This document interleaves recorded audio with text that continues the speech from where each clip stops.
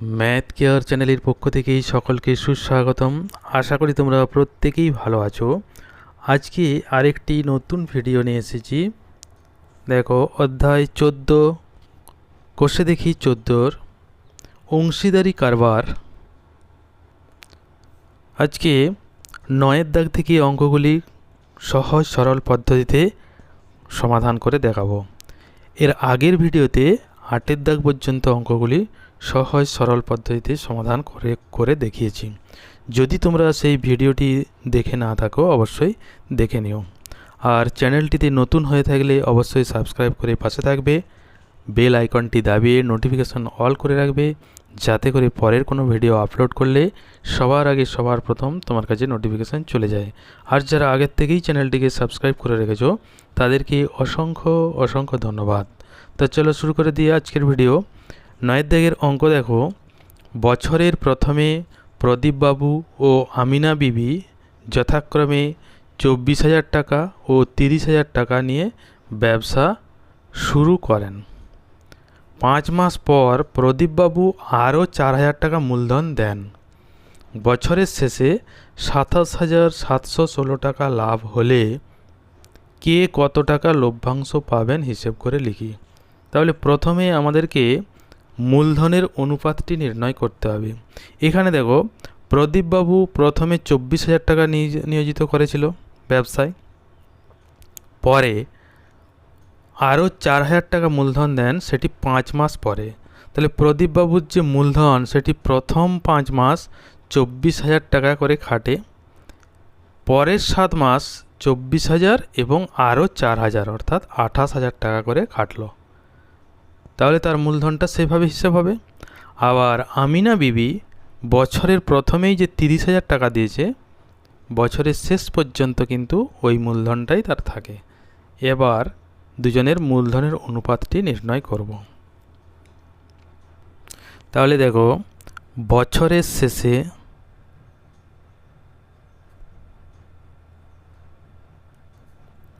যে লাভ পাওয়া যায় সেই লাভ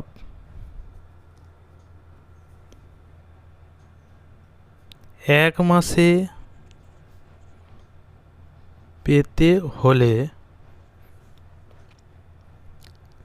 পেতে হলে প্রদীপবাবুর প্রয়োজন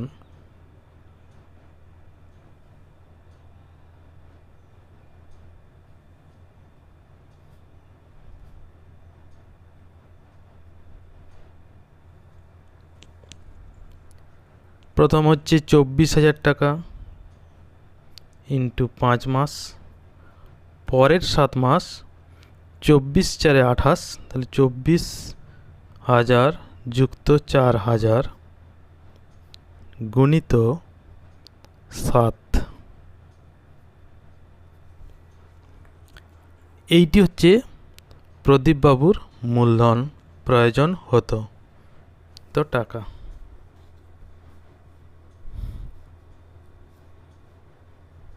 এটি যদি আমি সরল করে নিই একটু, তাহলে পেয়ে যাব 5 24 120,000, তাহলে 1,20,000 যুক্ত 24 4 28,000 গুণিত 7 টাকা। এটা সরল করে নিই, সমান হয়ে যাবে 12 1,20,000 যুক্ত, এটা যদি গুণ করে দিই 7 8 56, 5 থাকে 7 2 14, 5 19, 1,96,000 যোগ করে দিলাম। তাহলে মূলধন পেয়ে যাব 1,20,000, 1,96,000। 6 9 2 11, 2 1 3, 3,16,000 টাকা সমান হয়ে গেল 3,16,000 টাকা।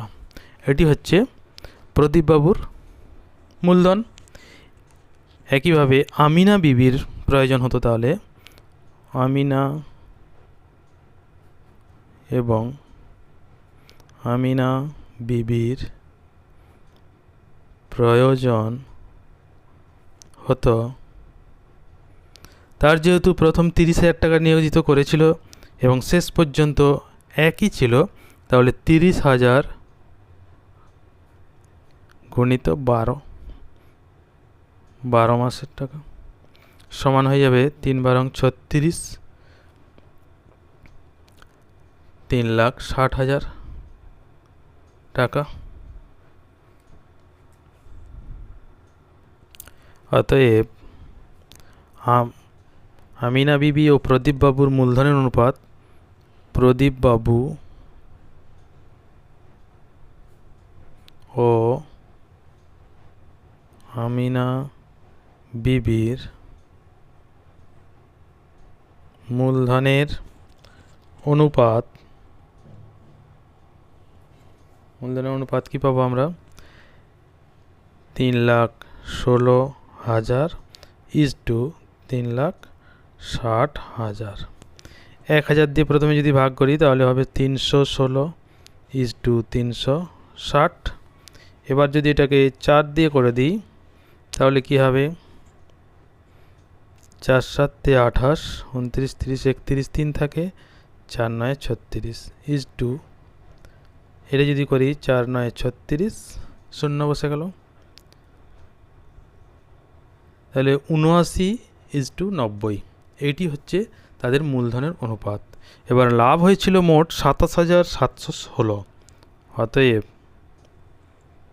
প্রদীপ বাবু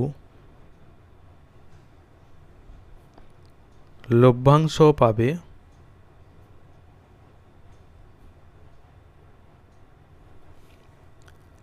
27,716 গুণিত অনুপাতে প্রদীপবাবুর অংশ 79 বাই মোট অনুপাত হবে, যোগ করে দিই, 79 90 যোগ করলে পাবো 9, 9 7 16, 169 এত টাকা। এটা প্রদীপবাবুর মূলধন এর অনুপাতে লভ্যাংশ। এবার এটাকে কাটাকাটি করে একটু ছোট করি। 169কে আমরা জানি 13 দিয়ে কাটা যাবে, 13 13 169। এটাকে যদি কাটি 13 দুগুণে 26, 1 থাকে, 13কে 13, 4 থাকলো, 3 13 39, 40 41 2 থাকলো, 13 দুগুণে 26। এরপর এটি যদি আবার 13 দিয়ে কেটে দিই, এখানে 13কে 13, এখানে কাটলে 13কে 13, 13 8 21, 83, 6 13 78, 5 থাকে, 4 13 52 সমান হলো 164 গুণিত 79। এবার আমরা এটা সরল করে দেবো। 164 গুণিত 79, 9 4 36, 3 থাকে, 9 6 54, 3 57, 9 কে 9, 5 14, 7 4 7 28, 7 6 42, 42 2 44, হাতে 4, 7 থেকে 7 4 11, 6 6 8 14, 6 7 8 15, 4 4 8 1 9, 2 1। তাহলে প্রদীপবাবুর লভ্যাংশ পেল সমান 12,956 টাকা। সহজে হিসেব হয়ে গেল। এবার আমিনা বিবি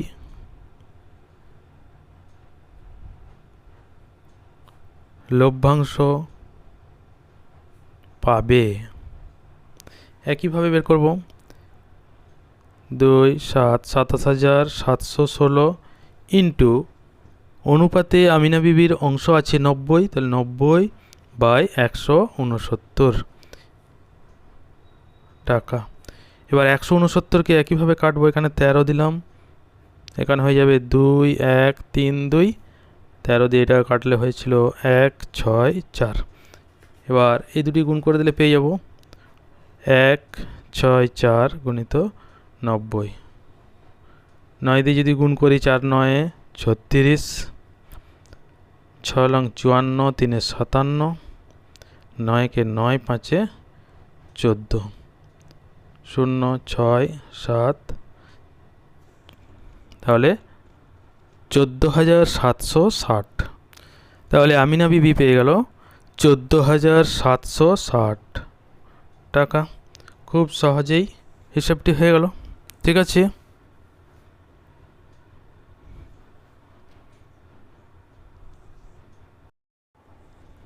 তারপরে 10-এর দাগের অঙ্কটি দেখো, খুবই একটি গুরুত্বপূর্ণ অঙ্ক। খুব সহজ পদ্ধতিতে কিভাবে সমাধানটি করছি দেখো। নিয়ামত চাচা ও করবি দিদি যথাক্রমে 30,000 টাকা ও 50,000 টাকা মূলধন নিয়ে যৌথভাবে একটি ব্যবসা আরম্ভ করলেন। 6 মাস পরে নিয়ামত চাচা আরও 40,000 টাকা লগ্নি করলেন, কিন্তু করবি দিদি ব্যক্তিগত প্রয়োজনে 10,000 টাকা তুলে নিলেন। বছরের শেষে যদি 19,000 টাকা লাভ হয়ে থাকে, তাহলে কে কত টাকা লাভ পাবেন হিসাব করে দেখি। তাহলে এখানে দুজনে মিলে একটি ব্যবসা শুরু করেছেন, নিয়ামত চাচা এবং করবি দিদি। নিয়ামত চাচা প্রথমে 30,000 টাকা দিয়ে ব্যবসা শুরু করেছিলেন। 6 মাস পরে আরও 40,000 টাকা লগ্নি করলেন, অর্থাৎ ব্যবসায় আরও দিলেন। তাহলে প্রথম 6 মাস 30,000 টাকা ছিল তার মূলধন। পরের 6 মাস, যেহেতু বছরের শেষে লাভ হয়েছে, তাহলে পরের 6 মাস 40,000 এবং 30,000, মোট 70,000 টাকা তার ব্যবসায় নিয়োজিত হলো। কিন্তু করবি দিদির প্রথম 50,000 টাকা দিয়েছিল ব্যবসায়। সেই 50,000 টাকাটা তার 6 মাস খাটলো, কারণ 6 মাস পরে আবার ব্যক্তিগত প্রয়োজনে সে 10,000 টাকা তুলে নিল। তাহলে 10,000 টাকা যদি তুলে নেয়, তখন পরের 6 মাস 50 থেকে 10 বিয়োগ করে দিলে মানে 40,000 টাকা পরের 6 মাসের জন্য ব্যবসায় নিয়োজিত হলো। এবার কার কত মূলধন হিসেব করে দেখি, তারপর মূলধনের অনুপাত, সেই অনুপাতে 19,000 টাকা লাভ যে হয়েছে সেই লভ্যাংশ থেকে কে কত টাকা পায় সেটি হিসেব করে দেখব। ঠিক আছে, খুবই সহজ ব্যাপার, হিসেবটা দেখে নাও। তাহলে দেখো, বছরের শেষে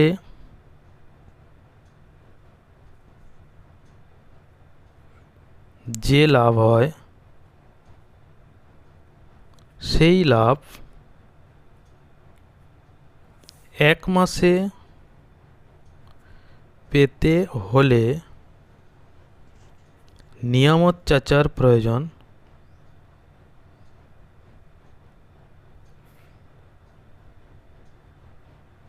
অর্থাৎ তার মূলধনটি কত টাকা খেটেছে ব্যবসায় সেটি নিয়োগ করেছে সেটি দেখতে হবে। প্রথম 30,000 টাকা, 30,000 ইন্টু 6 মাস, যুক্ত পরের 6 মাস 30,000 যুক্ত 40,000 গুণিত 6। এইটি নিয়ামত চাচার মূলধন। তাহলে হিসাব করি। প্রথম 30,000, তাহলে 3 ছক 18, 1,80,000 যুক্ত 30, 40, 70, 70,000 ইন্টু 6, 6 7 42, 4,20,000 যোগ করে দিলে পাবো 0 0 0, এই 0 যোগ হয়ে গেল, 2 8 10, 4 1 5, 1 6, তাহলে 6 লাখ টাকা। এটি হচ্ছে নিয়ামত চাচার মূলধন। এবং ওই লাভ 1 মাসে পেতে হলে করবি দিদির প্রয়োজন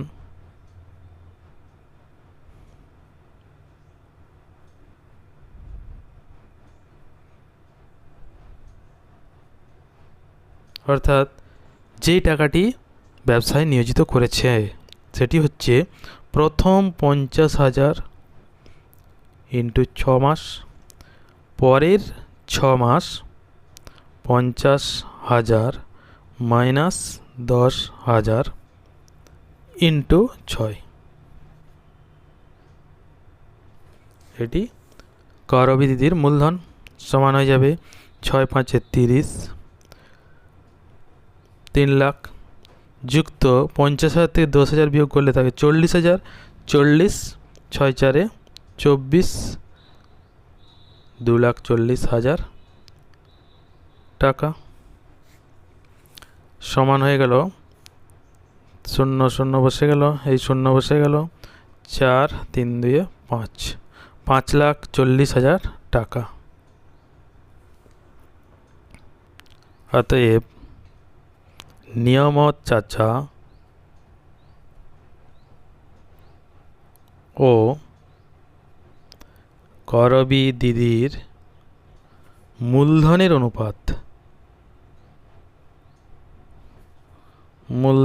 অনুপাত সমান, নিয়ামত চাচার হচ্ছে 6 লাখ ইজ টু 5,40,000। প্রথমে আমি যদি 1,000 দিয়ে ভাগ করি তাহলে হবে 600 ইজ টু 540।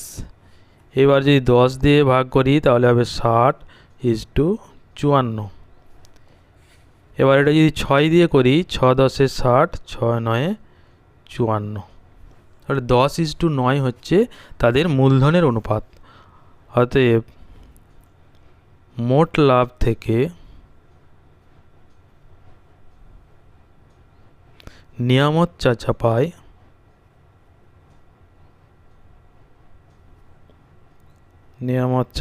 পাবে, মোট লাভ হয়েছে 19,000 ইন্টু নিয়ামত চাচার অনুপাতে যে মূলধনের অনুপাত সেখানে অংশ আছে 10, মোট অনুপাত হবে 10 9 19 টাকা। কাটাকাটি করলে 19 থেকে 19, 1,000 সমান যোগ 1,000 আর 10 গুণ করে দিলে 10,000। তাহলে নিয়ামত চাচা পাবে 10,000 টাকা এবং করবী দিদি পাবে 19,000 গণিত, এখানে তার মূলধনের অনুপাতে ভাগ হচ্ছে 9, তাহলে 9 এর 19 টাকা। কাটাকাটি করলে এখানে 1,000 সমান হয়ে যাবে 9,000 টাকা। তাহলে লভ্যাংশ থেকে নিয়ামত চাচা পেল 10,000 টাকা, করবী দিদি পেল 9,000 টাকা। খুবই সহজেই হিসাবটি হয়ে গেল। অঙ্কটি খুবই সহজ কিন্তু খুব গুরুত্বপূর্ণ অঙ্ক। খুব ভালোভাবে মনোযোগ সহকারে দেখে অঙ্কটি বোঝার চেষ্টা করো। আশা করি ভিডিওটি দেখে খুবই উপকৃত হবে, তাই ভিডিওটিতে অবশ্যই একটি লাইক করে দেবে এবং শেয়ার করে বন্ধুদের দেখার সুযোগ করে দেবে। এরপর পরের অঙ্কে চলে এসো। দেখো 11 দাগের অঙ্ক। বছরের শুরুতে শ্রীকান্ত ও সৈফুদ্দিন 2,40,000 টাকা ও 3 লাখ টাকা দিয়ে একটি মিনি বাস ক্রয় করে চালাতে থাকেন। 4 মাস পর তাদের বন্ধু পিটার 81,000 টাকা নিয়ে তাদের সঙ্গে যোগ দিলে শ্রীকান্ত ও সৈফুদ্দিন তাদের মূলধনের অনুপাতে সেই টাকা তুলে নেন। বছরের শেষে 39,150 টাকা লাভ হলে লভ্যাংশ থেকে কে কত টাকা পাবেন হিসেব করে লিখি। এটি একটি খুবই গুরুত্বপূর্ণ অঙ্ক, কিন্তু খুব সহজভাবে কিভাবে করে দিই দেখে নাও। বছরের শুরুতে অর্থাৎ প্রথমেই শ্রীকান্ত এবং সৈফুদ্দিন তাদের মূলধন নিয়ে মিনি বাসটি ক্রয় করেন। 2,40,000 টাকা দিয়েছিল শ্রীকান্ত এবং সৈফুদ্দিন দিয়েছিল 3 লাখ টাকা। তাদের বন্ধু পিটার যখন তাদের সঙ্গে যোগ দিল, তারা তখন সেই টাকা অর্থাৎ এই যে 81,000 টাকা তাদের মূলধনের অনুপাতে ভাগ করে নিল। তাহলে প্রথম যে মূলধন দিয়েছিল শ্রীকান্ত 2,40,000 টাকা, সেই মূলধন তার 4 মাস কিন্তু খেটেছে। পরের 8 মাস এই যে এখান থেকে সৈফুদ্দিন তারা দুজন যে ভাগ করেছে, ভাগ করার পর যেই টাকা পাচ্ছে অর্থাৎ পিটারের কাছ থেকে যেই টাকাটা তারা পেল, সেই টাকা মাইনাস হয়ে বাকি টাকা তাদের পরের 8 মাস মূলধন হিসাবে খাটবে। একইভাবে সৈফুদ্দিনেরও হবে। তাহলে প্রথমে শ্রীকান্ত এবং সৈফুদ্দিনের মূলধনের অনুপাতে ৮১,০০০ টাকা কত টাকা করে পাচ্ছে সেটা আমাদেরকে দেখে নিতে হবে। সেই টাকা নেওয়ার পর শ্রীকান্তর মূলধন, সৈফুদ্দিনের মূলধন এবং পিটারের মূলধন, তার কিন্তু ৮১,০০০ টাকাটা পরের ৮ মাস, সে তো 4 মাস পরেই যোগ দিয়েছে, অর্থাৎ তার মূলধন 8 মাসের জন্যই খাটবে। এরপর তিনজনের মূলধনের অনুপাত পেয়ে যাব। সেই অনুপাতে ৩৯,১৫০ টাকা ভাগ করে নেবে, তাহলেই পেয়ে যাব কে কত টাকা পেল।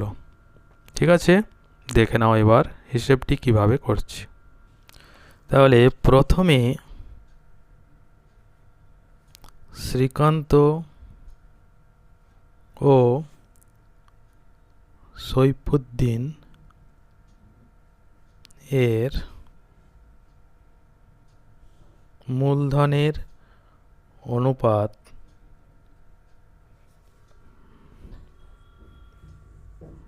প্রথমে যে অনুপাত সেটি কত হবে, 2,40,000 = 3 লাখ সমান, প্রথমে 1,000 দিয়ে যদি ভাগ করি তাহলে হয়ে যাবে 240:300।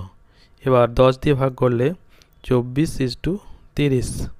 এবার যদি 6 দিয়ে করি, 6 × 4 = 24, 6 × 5 = 30। তাহলে শ্রীকান্ত সৈফুদ্দিনের মূলধনের অনুপাত প্রথমেই পেলাম 4:5। এই অনুপাতে তারা পিটারের যে মূলধন সেটিকে ভাগ করে নেবে, অর্থাৎ ৮১,০০০ টাকাটি তারা 4:5 অনুপাতে ভাগ করে নেবে। পিটারের মূলধন থেকে শ্রীকান্ত পাবে ৮১,০০০ ইন্টু, এখানে শ্রীকান্ত মূলধনের অনুপাতে 4, মোট অনুপাত 9। তো টাকা 9 দিয়ে এটা কাটাকাটি করলে 9 লং 81, 9,000 সমান 36,000 টাকা। এবং সৈফুদ্দিন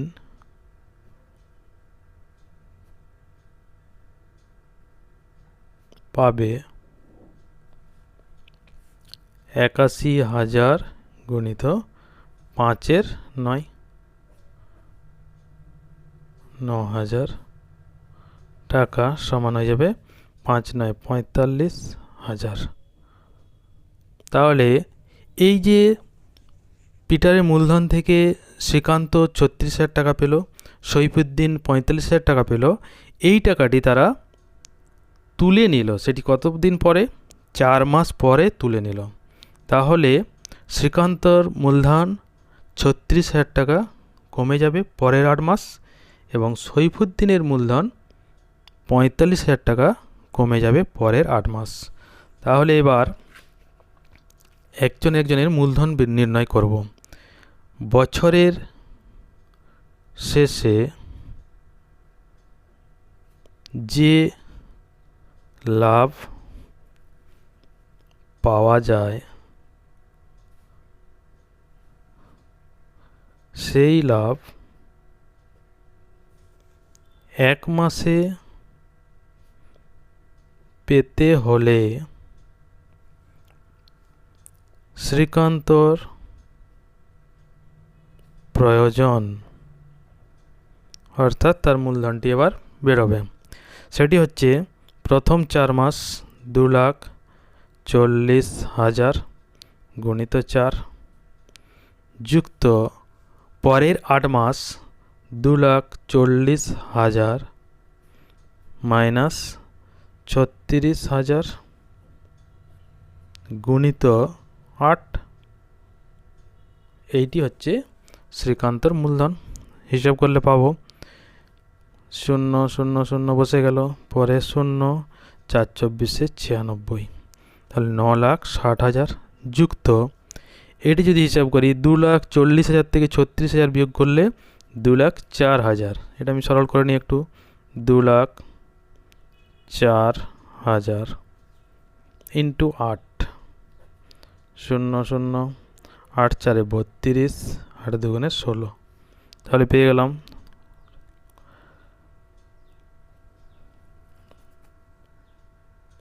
এখানে পেয়ে গেলাম 16,32,000 টাকা। আর আগে পেয়েছিলাম 9,60,000 টাকা। 16,32,000 যোগ করে দিই। 9,60,000, 2 6 3 9, 9 6 15, 2 25,92,000 টাকা সমান হয়ে গেল 25,92,000 টাকা। এবার সইফুদ্দিনের মূলধন প্রয়োজন। সইফুদ্দিনের প্রয়োজন কত হবে? তার প্রথম ছিল 3 লাখ ইন্টু 4, পরের 8 মাস 3 লাখ মাইনাস 45,000 ইন্টু 8, এত টাকা সমান এখানে হয়ে যাবে 3 লাখ 3 4 12 লাখ যুক্ত 3 লাখ থেকে 45,000 বিয়োগ করে 8 দিয়ে গুণ করতে হবে। তা 3 লাখ থেকে 45,000 বিয়োগ করলে হবে 2,55,000 ইন্টু 8 দিয়ে যদি গুণ করি 0, 8 5 40, 8 5 40 4 44, 8 2 16 4 20, 20,40,000 এবং এখানে পেয়েছিলাম 12 লাখ। যোগ করে দিলে পেয়ে যাব 12 20 32,40,000।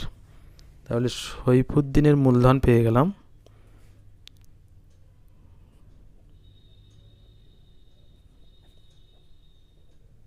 32,40,000 টাকা। এবার পিটারের মূলধন অর্থাৎ পিটারের প্রয়োজন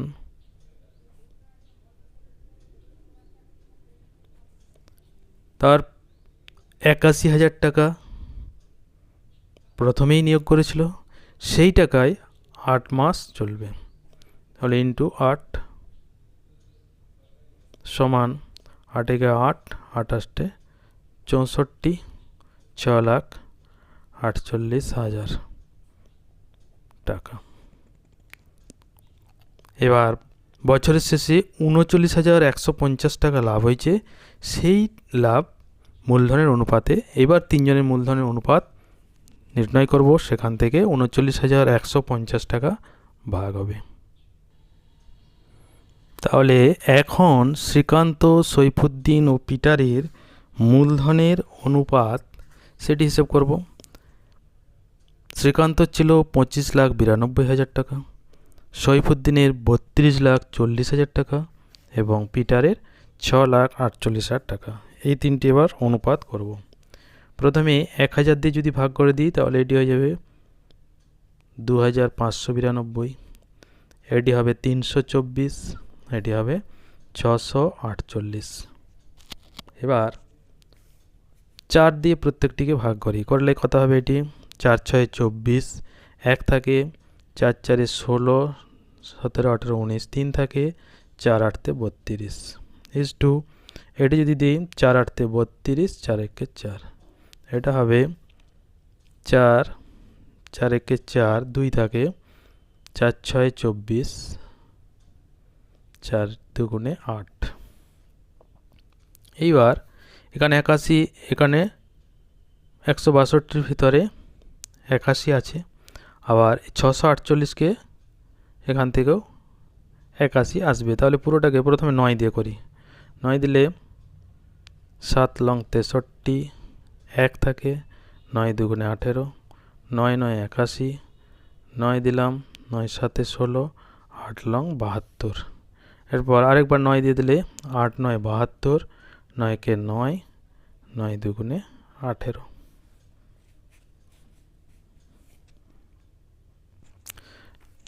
হ্যাঁ, যখন 1000 দিয়ে ভাগ করেছিলাম দেখো, সরি, এখানে এই শূন্য আরেকটা থাকবে, এখানে একটা শূন্য থাকবে, এই শূন্যটা এখানেও থাকবে, এইখানে থাকবে, এইখানে থাকবে।